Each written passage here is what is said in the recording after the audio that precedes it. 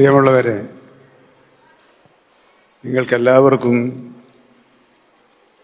ഈ സന്ദർഭത്തിൽ ഐശ്വര്യപൂർണമായ സന്തോഷകരമായ ഓണാശംസകൾ നേരുകയാണ്. ഓണം മലയാളികൾ പലവിധത്തിൽ ആഘോഷിക്കുകയാണ്.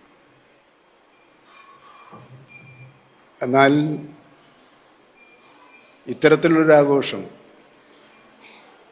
നേരത്തെ നടന്നിട്ടുണ്ടോ എന്ന് എനിക്കറിയില്ല. എൻ്റെ അറിവിൽ ആദ്യത്തേതാണ്. അപ്പോൾ ഓണം നമ്മുടെ കണക്കുകൂട്ടലുകളെല്ലാം തെറ്റിച്ചുകൊണ്ട്, അതിരുകൾ ഭേദിച്ചുകൊണ്ട് പുതിയ മേഖലയിലേക്ക് എത്തുകയാണ്.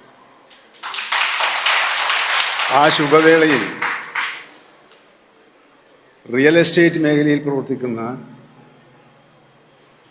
ആളുകൾ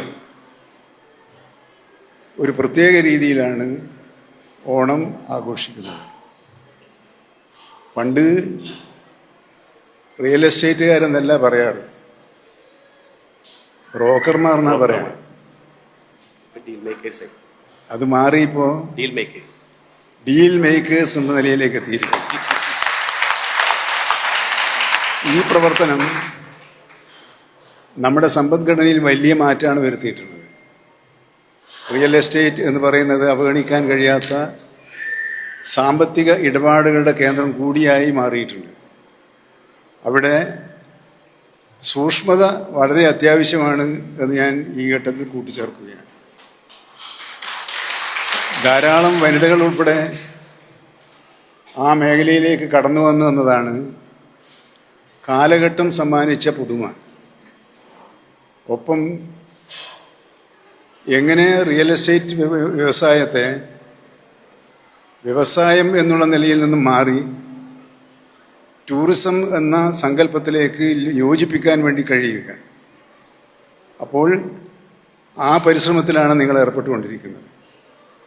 ടൂറിസമാണ് റിയൽ എസ്റ്റേറ്റ് വ്യവസായ മേഖലയുടെ നട്ടെല്ല് എന്ന് മാറിയിട്ടുണ്ട്. ഇവിടെ ഇരിക്കുന്നവർ, എൻ്റെ ഇടത്തും വലത്തും ഇരിക്കുന്നവർ വയനാട്ടിലാണ് ശ്രദ്ധ കേന്ദ്രീകരിച്ചിട്ടുള്ളത്.